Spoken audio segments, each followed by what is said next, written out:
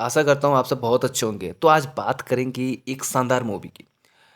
मतलब कि मैंने बॉलीवुड के मूवी देखे हैं, कई सारे मूवीज़ देखे हैं, लेकिन आजकल साउथ में भी ऐसे अच्छे-अच्छे मूवी बनने लगे हैं ना। हालाँकि साउथ की मूवीज़ के मुझे पर्सनली अगर कोई मुझसे पूछे तो मुझे साउथ की मूवी ज़्यादा पसंद लगते हैं। लेकिन आज मैं इसके बारे में कुछ डिस्कस करने वाला हूँ। रीज़न ये है ना, देखो मैंने पहले वुच के बारे में एक बार डिस्कस कर चुका हूँ ना। चूँकि एक रियल स्टोरी थी तो मैंने उसके बारे में डिस्कस किया था।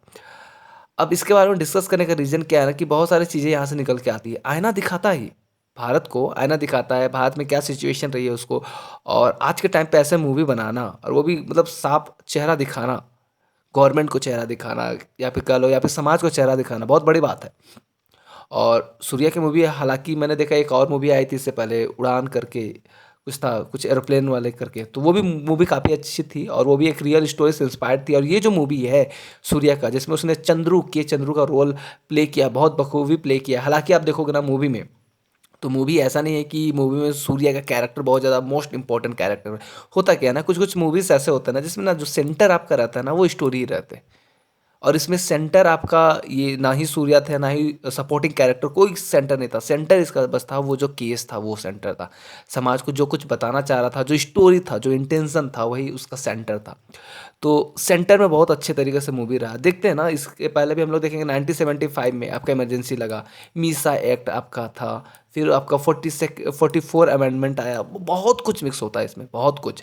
क्योंकि काफ़ी ज़्यादा इंपॉर्टेंट रोल प्ले करता है खुद में ही और जैसे कि एक कोर्ट ड्रामा स्टोरी है, तो वाक़ई में बहुत अच्छा मूवी तो बहुत अच्छा है, आप लोग देखना ज़रूर। हाँ, एक बात मुझे जो बुरी लगी वो ये थी कि काफ़ी मार्क्सिस्ट अप्रोच को दिखाने की कोशिश की गई है कहीं न कहीं क्योंकि इसके ऑफ़िस में जैसे ही देखोगे आप जो के चंद्रू के ऑफ़िस में दिखाया गया है, ये जो कैरेक्टर बने हैं सूर्या, तो उनमें दिखाया गया है माँस की स्टैच्यू टाइप की दिखाई गई है, तो मुझे लगा कि हाँ, वहाँ पर भीमराव अम्बेडकर होते तो ज़्यादा बेटर होता। बेसिकली मूवी का नाम जय भीम है। उससे पहले देखो अगर आप लोग चैनल में हो तो चैनल को सब्सक्राइब कर लो, अपना प्यार दो और कोई भी क्वेरीज हो डाउट हो इंस्टा में मुझे मैसेज कर सकते हो। क्लासेस आते रहेंगे, लेक्चर्स आते रहेंगे, अच्छे अच्छे लेक्चर्स आएंगे, ठीक है। तो चैनल को सब्सक्राइब कर लो यार, बहुत बोलना पड़ता है। ठीक है, चलो शुरू करते हैं। बेसिकली देखो जय भीम बेसिक सा ये नाम रखा गया मूवी का, तो बेसिकली इसका देखोगे तो victory for Bhim basically Bhimrao Ambedkar को एक आइडियलाइज़ करके बनाया गया है मूवी। हालाँकि मैंने कहा कि मार्क्सिस्ट आपको देखने को ज़रा मिला है, जबकि के चंद्रू रहते हैं शुरू में जो कैरेक्टर रहते हैं, वो प्रोटेस्ट करते रहते हैं वकीलों के साथ होके। जबकि आपने देखा होगा, अगर आप नहीं देखे हो तो ठीक है देख लेना। तो उसमें क्या होता है ना कि वकील की गलती ही रहती है हालाँकि उसके बाद जो भी प्रोटेस्ट होते हैं। हालाँकि देखो जो आपके के चंद्रू रहते हैं ना वो कॉन्स्टिट्यूशन को लेके ज़्यादा गंभीर रहते हैं, कॉन्स्टिट्यूशन को ज़्यादा एडमायर करते हैं। सो बस यही है, एक तमिल मूवी है। देखो मूवी बेसिकली आप देखोगे अगर ओरिजिनली थोड़ा सा बेसिक बता देता हूँ ना, उसके बाद हम लोग अपने टॉपिक में आएंगे जो हमारा कॉन्स्टिट्यूशन है वो उस सब के टॉपिक में देखेंगे और ज़रा रियल स्टोरी को समझने की कोशिश करेंगे। 2 घंटे 44 मिनट का अगर आप तमिल और तेलुगु में देखोगे तो मूवी है, लेकिन हिंदी में आपको 2 घंटा 2 आवर्स एंड 90 मिनट्स के आसपास का ये रखा गया है, तो ठीक है।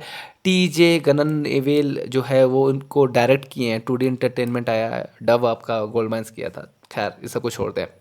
देखो कास्ट देखते हैं ना, देखो स्टोरी यहाँ पे दो लोगों पे ज़्यादा फोकस है।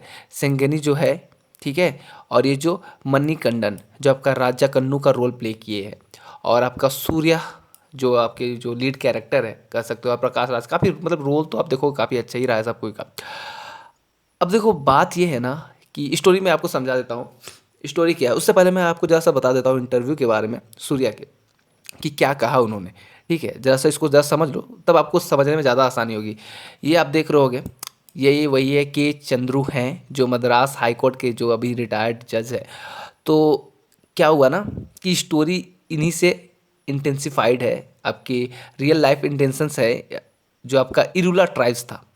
देखो this movie is based on real life intense, जो आपका रियल लाइफ सिचुएशन रहा, इंटेंसेस रहा इरूला ट्राइब्स का। देखो इरूला ट्राइब्स एक वो ट्राइब थी जो बेसिकली आपको विल्लुपुरम डिस्ट्रिक्ट के तमिलनाडु में पाई जाती है। तो और इसमें क्या होता है ना कि ये जो ट्राइब रहते हैं ना वो बेसिक से आपके पास सांप वाप पकड़ने का काम करते हैं। तो इन्हीं से रिलेटेड एक केस था, सब्जेक्टेड टू कस्टोडियल टॉर्चर, जिनको कस्टोडियल टॉर्चर मिला था। मैं बात करूंगा अभी स्टोरी की बात करूंगा तो उसमें अच्छे से डिस्कस करूंगा। 1995 में और जो लीगल फाइट हुआ उसके लिए, उसको न्याय दिलाने दिलाने के लिए, जस्टिस दिलाने के लिए, उसके बारे में पूरा मतलब मूवी उसको फ्रेम करता है सारी चीज़ों को। तो देख लो, इन्होंने जब सूर्या थे ना, तो सूर्या भी बोले कि मैं आपको उसका इंटरव्यू दिखाई देता हूँ। इंटरव्यू से पहले उन्होंने बोला, I must first tell you, जब उसको क्वेश्चन पूछा गया तब वो बोल रहे थे that I meet Justice Chandru again just 5 minutes before this interview. और जैसे इंटरव्यू हो रहा था, द हिंदू से इंटरव्यू हो रहा था, तो उन्होंने बताया कि जस्टिस के चंद्रू से वो मिले 5 मिनट पहले। यार बहुत ही मतलब क्या होता है ना, कुछ कुछ हमारे समाज में बहुत सारी ऐसी बुराइयां हैं, बहुत सारी चीज़ें हैं जो हम लोग को दिखाई नहीं देती है। तो अब हमें उसको, हमारा जो सिनेमा है भाई साहब, वो इतना अच्छा रोल प्ले कर सकता है उन सब चीज़ों को दिखाने के लिए, क्योंकि आज के टाइम पे हर किसी के पास मोबाइल है और हर कोई मूवी देखता है, हर किसी को मूवी देखना पसंद है। और ऐसे मूवीज आ जाते तो क्या ही बात हो गया।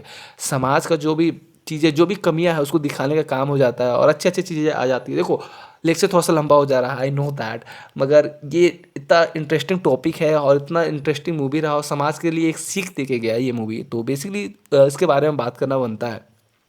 तो हालांकि आज का जो टाइम है, हर कोई मोबाइल यूज़ करता है और मूवीज़ भी देखते हैं, और मूवीज़ एक बहुत अच्छा माध्यम होता है ना, जैसे कि आपको सॉन्ग्स है, आपको फीलिंग्स को एक्सप्रेस करने का एक माध्यम होता है, सॉन्ग्स होते हैं, म्यूजिक्स होते हैं। उसी तरीके से जो आपका मूवीज़ होते हैं, वो किसी भी सिचुएशन को, समाज में क्या हो रहा है, उसको भी दिखाने के लिए काफ़ी ज़्यादा माध्यम हो सकता है। पहले के टाइम पे ऐसा होता था, पहले आप देखते थे जो आपका नाटक होता था, मतलब काफ़ी पुराने टाइम पे, आपको 300-400 साल पहले चल जाओ, तो नाटक वगैरह से जो आपका कल्चर दिखाया जाता था।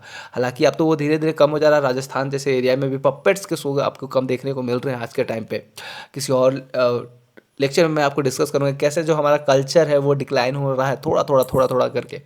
तो ठीक है, उसके बारे में करते हैं, लेकिन अब देखते हैं मेन स्टोरी क्या था। तो सूर्या की मूवी, मतलब मूवी के लिए तो मैं क्या ही बोलूँ, मैं कितनों बार तारीफ़ कर लूँ, मतलब मूवी है, मतलब कि सस्पेंस अच्छा खासा है मूवी में, सस्पेंस नो डाउट, सस्पेंस बहुत अच्छा है, पूरा पूरा कोर्ट ड्रामा और बहुत अच्छे तरीके से कनेक्ट किया गया चीज़ों को। एक्टिंग तो नो डाउट यार, सारे बहुत अच्छे एक्टर रहे हैं। सो कहानी कुछ ऐसी ही रही है। ये बेसिकली रजिशा जो है वो टीचर का रोल प्ले की है, तो और ये प्रकाश राज है वो आईजी का रोल प्ले किए हैं। बाकी यहाँ जजेस वगैरह है, तो खैर उन सबको छोड़ते हैं, स्टोरी पे आते हैं।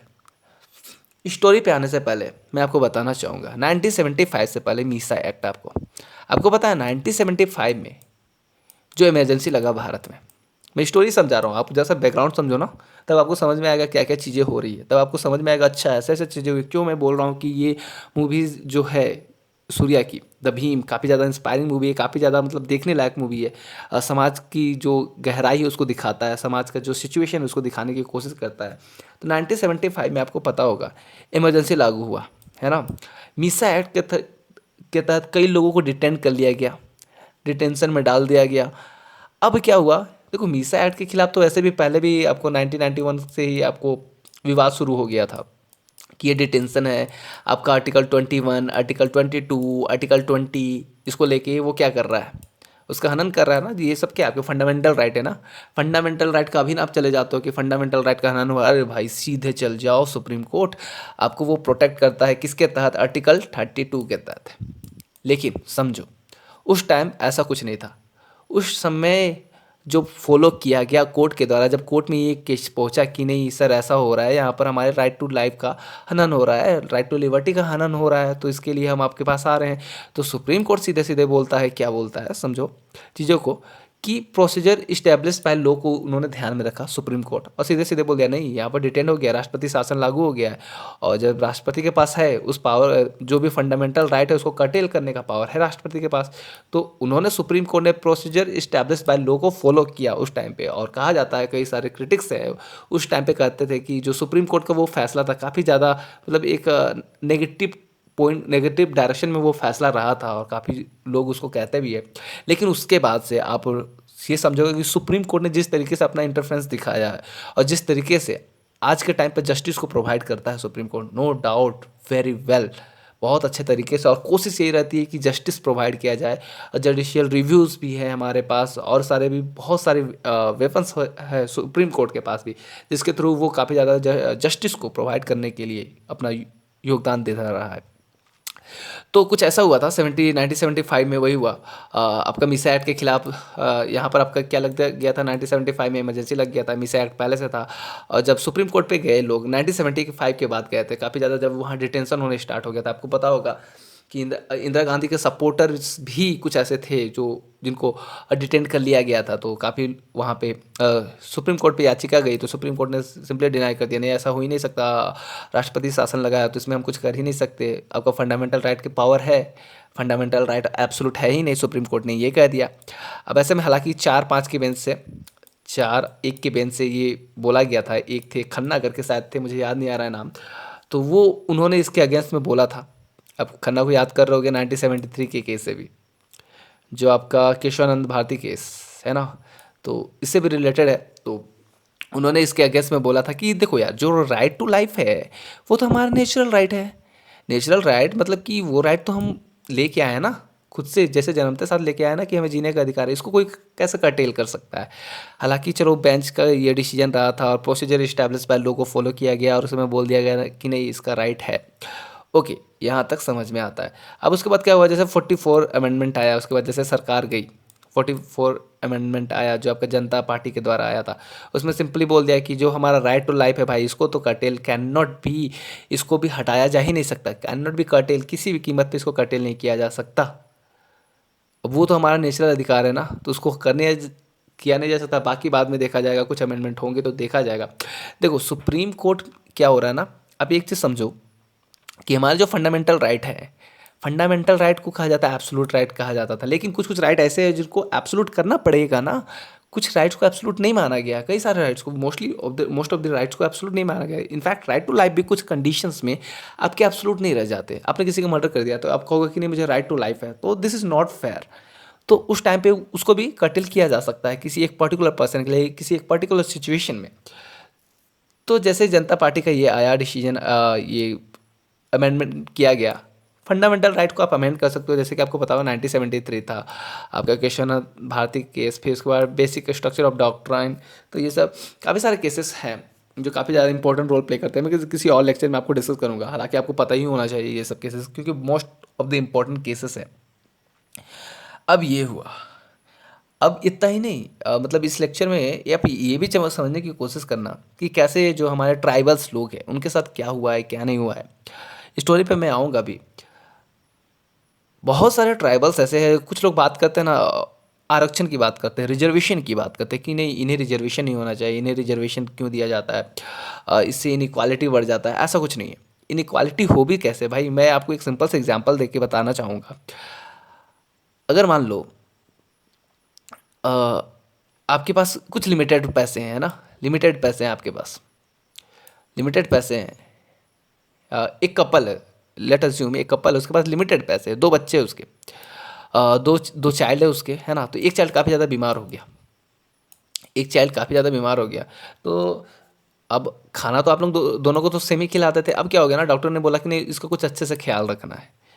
तो अब इस बच्चे को जो खाना खिलाते थे, मान लो रोटी चावल ये खिला रहे हो आप, तो आप क्या करोगे कि इस बच्चे को जो बीमार हो गया उसको कुछ ज़्यादा खिलाओगे ना, ताकि वो फिर से हेल्दी हो जाए। तो क्या खिलाओगे आप, उसको दूध पिलाओगे, फिर कुछ काजू बादाम किशमिश जो भी आपका है, जो भी न्यूट्रिएंट्स है उसको देने की कोशिश करूँगा ताकि ये भी स्वस्थ हो जाए और हेल्दी हो जाए।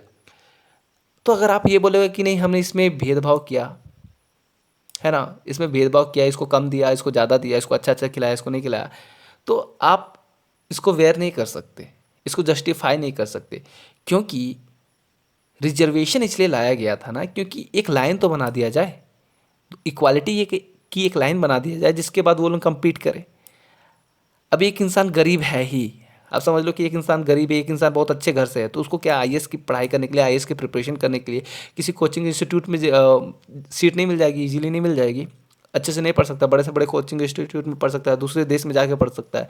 लेकिन जो गरीब है, जो ट्राइबल एरिया, आप अज्यूम करो कि वो कैसे पढ़ पाएगा, है ना। तो ये सिचुएशन रही है ट्राइबल की। अब ट्राइबल की, तो इसलिए आपको पता है बेसिक सा रिजर्वेशन भी हमारे लिए काफ़ी ज़्यादा इंपॉर्टेंट है। तो बेसिक सा आते हैं आप वापस से स्टोरी पे कि आखिर स्टोरी रही क्या है।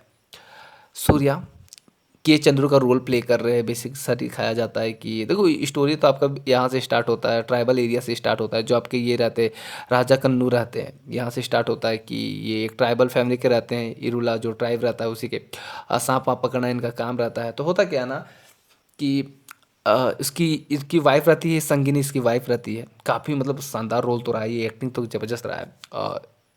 छोटे से झोपड़ी झुग्गी झोपड़ी में रहते हैं ये लोग।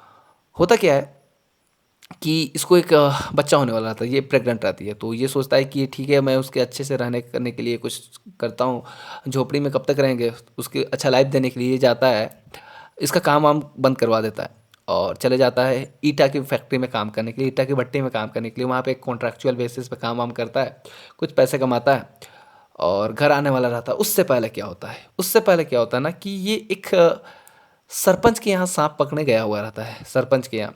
तो सरपंच के यहाँ उसको सांप कहाँ पर देखती है, जो उसकी सरपंच के यहाँ जो उसकी वाइफ रहती है वो सांप देखती है, जहाँ पर जेवर वगैरह रखा रहता है ना, तो उस आस पास सांप देखती है।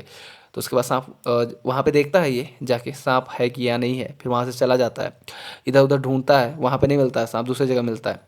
तो अब जो जेवर जहाँ पे रखा गया है, जिस कबर्ड में रखा गया, उसको टच वच करता है तो उसके फिंगर्स वहाँ पे आ जाते हैं।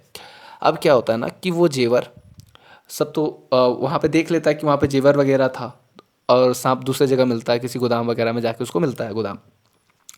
अब होता क्या है ना कि ये वापस चला जाता है, वापस आ जाता है, और उसका जो यहाँ सरपंच रहता है ना वो कहीं दूसरे शहर जाने वाला रहता है, चला जाता है। अब दूसरे दिन हो जाता है चोरी सरपंच के यहाँ पे, और ये तो चला गया रहता है आपका ईटा की भट्टी में काम करने के लिए चला गया रहता है, सरपंच के यहाँ चोरी हो जाता है। अब सरपंच को लगता है, सरपंच की वाइफ को लगता है नहीं चोरी इसी ने किया है, बेचारा सांप पकड़ने आया था, जान बचा के गया, और बोला जाता है कि चोरी इसी ने किया है। क्लेम लग जाता है, पुलिस आता है ना, इंस्पेक्टर जो रहते हैं, इंस्पेक्टर आते हैं, सरपंच बुलाता है, बोलता है कि नहीं इसी ने चोरी किया, ये किया वो किया, इसको पकड़ो। तो आप देखोगे मतलब स्टोरी में मतलब क्या बोलूँ यार, जैसे मैं देख रहा था मूवी, मैंने तो सुबह करीब 10 बजे के आसपास बैठा था मूवी देखने, देख के मतलब बोल नहीं सकता, इतना बुरे तरीके से इसको ले जाके टॉर्चर किया जाता है, इसकी इसे और इसकी फैमिली को बहुत बुरे तरीके से। ये प्रेग्नेंट रहती है, इनफैक्ट प्रेग्नेंट रहती है, उसके बावजूद भी उसको काफ़ी ज़्यादा टॉर्चर किया जाता है।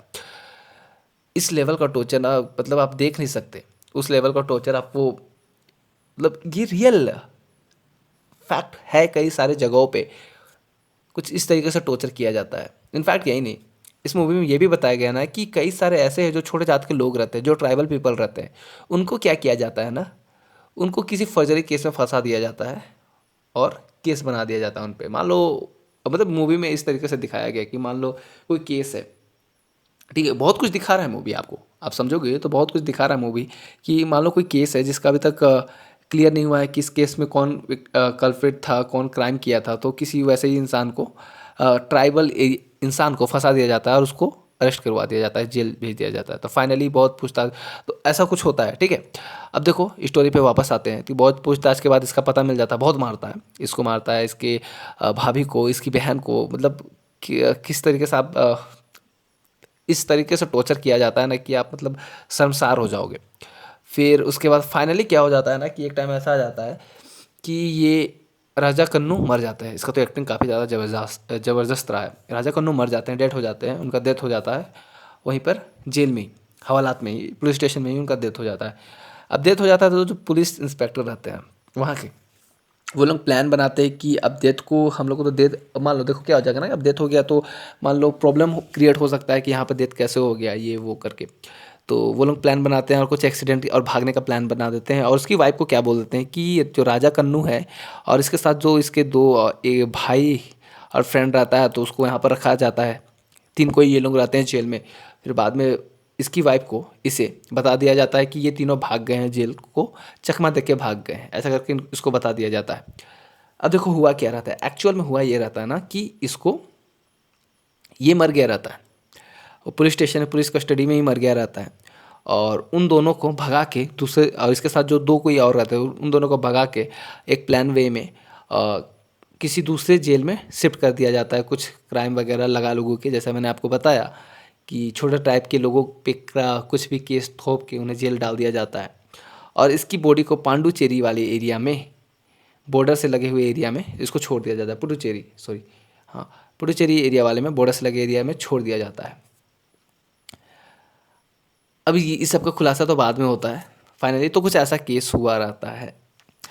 अब देखो अब आती है ये संगिनी, ये प्रेग्नेंट रहती है, ये आती है से हेल्प लेने, साथ में ये टीचर का काफ़ी ज़्यादा योगदान रहता है। ये आती है कि चंद्रू से हेल्प लेने के लिए, सूर्या से जो की है। यहाँ पर देखो लड़ाई बस इस बात की नहीं है कि पुलिस ने उसको डिटेंड कर लिया है। बेसिकली लड़ाई यहाँ पे आ जाती है ना आपका गवर्नमेंट की और आपका जो एसटी एससी कम्युनिटी है उसके बीच की लड़ाई कहीं ना कहीं शुरू हो जाती है। अब ये चंद्रू है, मुझे इसकी एक बात बहुत अच्छी लगती है कि एक बार जब ये बोलती है संगिनी, ये तो ट्राइबल लोग रहती है, ट्राइबल पीपल रहती है, तो ये बोलती है कि मेरे पास इतने पैसे तो नहीं है कि मैं आपको पे कर पाऊँगा। तो ये चंद्रू बोलते हैं कि अगर आपको फ़ीस देना है, आपको लग रहा है फ़ीस देना है, तो ये जो मैं काम कर रहा हूँ ना, अगर मैं इसमें जीत जाता हूँ, मैं इसमें ये केस जीत जाता हूँ, तो जो मुझे नींद आएगी ना चैन की, वो मेरी फ़ीस होगी। तो काफ़ी अच्छा मतलब रहता है। ऐसे कुछ लॉयर रहते हैं यार, मतलब ऐसा नहीं है कि नहीं रहते, ऐसे कुछ भी लॉयर रहते हैं। और फाइनली ये इसका केस ले लेते हैं और अपने अंदर में ले लेते हैं, हैंडल करते हैं और कॉन्स्टिट्यूशन को पावर बना के हेवेस कॉर्पस जो आपका है, रीट ऑफ हेवेस कॉर्पस, उसका यूज़ करके पिटीशन डालते हैं हाई कोर्ट में।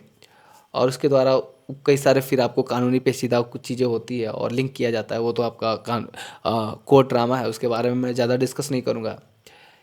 हेवेस कॉर्पस क्या है बेसिकली कि कोर्ट एक रिट पारित कर सकता है कि जो भी इलीगल डिटेंशन किया गया है किसी भी पर्सन को, उसको सुप्रीम जो भी आपका कोर्ट है उसमें पेश किया जाए। देखो ये 226 के द्वारा, आर्टिकल 226 के द्वारा जो है वो हाई कोर्ट रिट जारी कर सकता है और 32 के द्वारा आपका सुप्रीम कोर्ट रिट जारी कर सकता है। तो इसके द्वारा जो भी इलीगल डिटेंट किया गया रहता है किसी को भी, तो इसके द्वारा हाई कोर्ट और सुप्रीम कोर्ट में आपको पिटीशन डाला जा सकता है। और आपने देखा होगा भी हाल ही में ऐसा ही कुछ केस हुआ था अर्णव गोस्वामी के साथ, है ना। उस पर भी काफ़ी ज़्यादा पुराना केस को लाया गया था और उसके बाद उसने भी पिटीशन डाला था 226 के तहत मद्रास हाई कोर्ट में, मद्रास बोल रहा हूँ, बम्बई हाई कोर्ट में जो है आपका वहाँ पे पिटीशन डाला गया था। ऐसा स्टोरी होती है। बाद में ये तो हालांकि केस जीत जाते हैं, काफ़ी अच्छे अच्छे आर्गूमेंट दे के कुछ बेसिकली सा दिखाया गया कि कैसे एक वकील ने भी कैसे वहाँ पे इम्पोर्टेंट रोल प्ले किया गया, काफ़ी ज़्यादा सबूतों को खुद से जुटाने का कोशिश करना, काफ़ी बारीकों को पकड़ना, ये सब तो आपका जो कोर्ट का मामला है वो हो रहा। अब देखो होता क्या है ना कि ये जो आपके ये कौन सा रोल, ये तो आपके इंस्पेक्टर रहते हैं, शायद डीजीपी वगैरह रहते हैं, अच्छे से याद नहीं है, सॉरी, डीजीपी रहते हैं लेकिन इंस्पेक्टर रहते हैं, हाई पोस्ट पे रहते हैं। तो ये इसके पास आते हैं कि कंप्रोमाइज़ किया जाए कि आपको कुछ कंपनसेट कर दे, क्योंकि यहाँ पर डिपार्टमेंट की बदनामी हो रही है ना। और ये जो प्रकाश राज रहते हैं ये कमेटी पे रहते हैं जो इन्वेस्टिगेट करते हैं सब चीज़ों को, इन्वेस्टिगेशन इनको दिया गया रहता है कोर्ट के द्वारा। तो ये भी इंस्पेक्टर रहते हैं, तो बहुत ज़्यादा इंपॉर्टेंट रोल प्ले करता है एक इंस्पेक्टर। आप देख सकते हो ये कंपनसेट करने जाते हैं, जबकि ये सच को बाहर लाते हैं और काफ़ी ज़्यादा कहीं ना कहीं डिपार्टमेंट के अच्छे के लिए काम करते हैं। डिपार्टमेंट को जो भी सच है सच को सामने रखने की काम करते हैं, और ये जो डिपार्टमेंट का जो बदनामी है उसको बचाने का काम करते हैं। अब देखो यार, जस्टिस से बड़ा बदनामी नहीं हो सकता। जस्टिस इज सुप्रीम, सुप्रीम है। मैंने अभी हाल ही के किसी एक केस में मैंने पढ़ रखा था जिसमें किसी एक बड़े पर्सनालिटी पे कोई लेडी है, वो सेक्सुअल हरासमेंट का केस फाइल करती है, उसके बारे में बोलती है। तो उसने मानहानि का केस लगा दिया गया था, कुछ एक एल्डर पर्सन थे, मुझे नाम याद नहीं आ रहा है। तो उसमें भी जस्टिस ने कहा था, कोर्ट ने कहा था कि कोई भी मानहानि रहता है या फिर कोई भी जो भी आपका बदनामी ही हुआ ना, तो कोई भी मानहानि किसी लाइफ ऑफ लिबर्टी से बड़ा नहीं हो सकता, है ना, लाइफ ऑफ डिग्निटी से बड़ा नहीं हो सकता। तो ये काफ़ी ज़्यादा इंपॉर्टेंट रोल हो जाता है। तो ऐसी कुछ स्टोरी रही और बहुत सारे ट्राइबल लोगों के साथ ऐसा हुआ है और हो ही रहा होगा कहीं ना कहीं, क्योंकि ट्राइबल्स लोगों की दिक्कत ये है ना कि सरकार ने अभी तक बहुत सारे प्रोग्राम्स तो बनाए हैं ट्राइबल लोगों के लिए, उनको शिक्षित करने के लिए, उनको एजुकेट करने के लिए, उनके बेनिफिट के लिए, उनके ग्रोथ के लिए, मगर अभी तक कहो जितने भी प्लान्स हुए हैं वो ग्राउंड लेवल पे ज़्यादा ही रह गए हैं, टॉप लेवल पे आने के बजाय। बहुत कम ही ऐसे ट्राइब है जो अभी ऊपर उठ पाए हैं, और ऐसे में ट्राइबल को ध्यान देना काफ़ी ज़्यादा इंपॉर्टेंट रोल हो जाता है, क्योंकि वो भी हमारे समाज का पार्ट है। और जस्टिस हर किसी के लिए होता है, राइट टू लाइफ है, ये राइट टू लाइफ हमारे लिए इतना इम्पोर्टेंट है ना, ये हमारे लिए नेचुरल लाइफ है, नेचुरल राइट है ये हमारा, इसको कोई कर्टेल कर ही नहीं सकता। एनी सिचुएशन, कुछ सर्कमस्टेंस बनते हैं जो आपके अब मर्डर कर दिया ये वगैरह, तो दिस इज़ अदर केसेस, मगर ये आपका नेचुरल राइट है और इसको कर्टेल करने का राइट किसी के पास नहीं है। देखो हमारे देश में ये बेसिक्स आपको दिखाया है कि कैसा मतलब देश में सच्चाई हुई थी पहले के टाइम पे और कैसी अभी भी हो रही होगी कहीं ना कहीं, क्योंकि बहुत सारे इलिटरेट पीपल लोग हैं इंडिया में भी जिनके पास अभी तक नॉलेज नहीं है, और जिस कारण वो ऐसी चीज़ों में फंस जाता है। बताओ यार कि जिसके पास पैसा देने को नहीं है वो कैसे इतने बड़े लॉयर्स को हायर करेगा। और लॉयर होता क्या है ना, लॉयर्स हायर कर भी लिए तो बहुत, अब बहुत टाइप के लॉयर्स रहते हैं, कुछ लोग बस ठगी के लिए बैठे रहते हैं, ऐसे भी रहते हैं। मैं मानता हूँ इन सब चीज़ों को, मैंने खुद फेस किया है कुछ ऐसी चीज़ें। तो ऐसी कुछ चीज़ें रही हैं, पूरा जो हिस्ट्री था, जो ये मूवी का जो जो कुछ भी था मैंने आपको बता दिया, कुछ ऐसे स्टोरी रहता है। स्टोरी बहुत शानदार है, आपको मूवी देखनी चाहिए, लेकिन हाँ जो उसके अंदर का जो आईना दिखाया गया है, जो समाज को दर्शाया गया है, आपको उसको भी समझना चाहिए, क्योंकि आप उसी देश में रहते हो और उस देश का कंडीशन क्या है, you have to know, you have to understand very and very well. क्योंकि अब देखो ये मूवी देखोगे ना तो आपको ये मन करने लग जाएगा कि यार मैं भी लॉयर बन जाऊँ। नहीं, डेफिनेटली ऐसा है। ऐसा इसलिए है ना क्योंकि यार मतलब जो खुशी देखने को मिलती है ना उसके बाद उनके चेहरे पे, जो ट्राइबल पीपल रहती है, जो संगिनी रहती है, उसके जो चेहरे पे जो खुशी देखने को मिलती है यार, मतलब हक की जीत रहती है उसके, अपना राइट के लिए, अपने राइट के लिए लड़ना ही पड़ेगा आपको।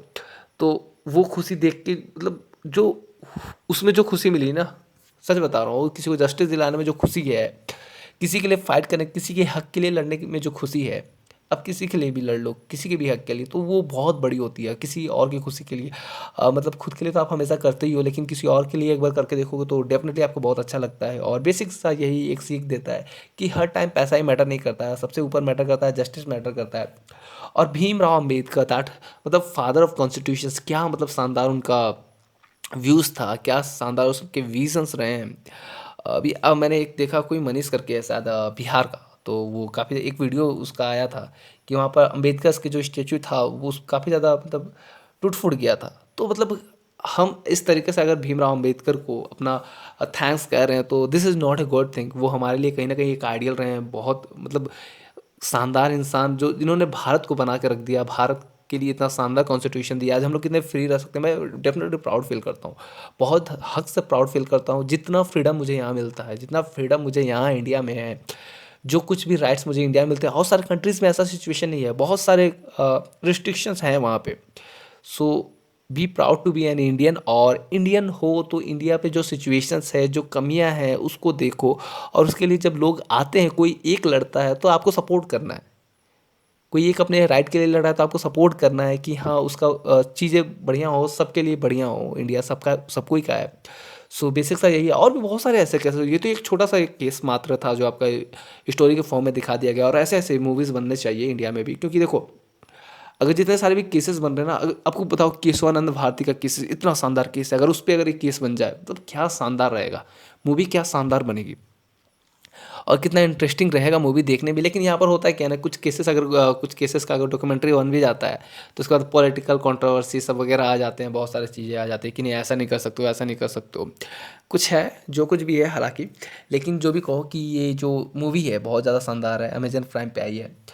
अब मैं कोशिश करूँगा जो कुछ भी ऐसे मूवीज़ आते हैं कि उसके बारे में आपको बताऊँ और उसकी स्टोरीज बैकग्राउंड वगैरह बता दूँ। जैसे मैंने आपका भुज के बारे में बताया था, और भी बहुत सारी ऐसी स्टोरीज आने ही वाली है। और सूर्या की one of the best movie मुझे लगी है, तो बेसिक सा आप लोग भी देखो और कमेंट करके बताना कि कैसी लगी मूवीज़। और हाँ यार, चैनल में नहीं हो तो चैनल को सब्सक्राइब करके अपना प्यार जरूर दे देना, और दोस्तों के साथ शेयर कर सकते हो।